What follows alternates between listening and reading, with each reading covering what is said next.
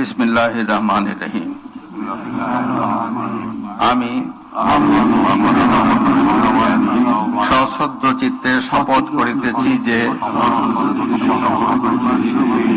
আমি আইন অনুযায়ী সরকারের মন্ত্রী পদের কর্তব্য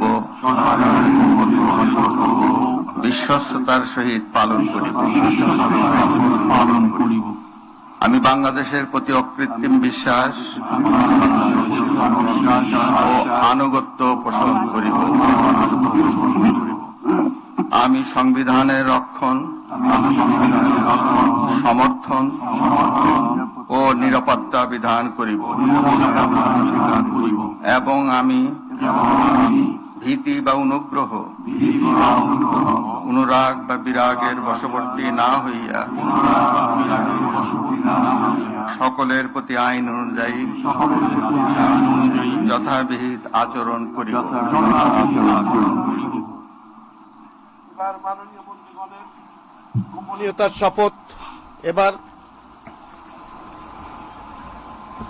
আমি সশ্রদ্ধ চিত্তে শপথ করিতেছি যে সরকারের মন্ত্রী রূপে যে সকল বিষয় আমার বিবেচনার জন্য আনিত হইবে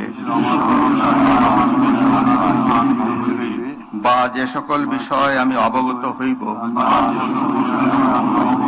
তাহা মন্ত্রী রূপে যথাযথভাবে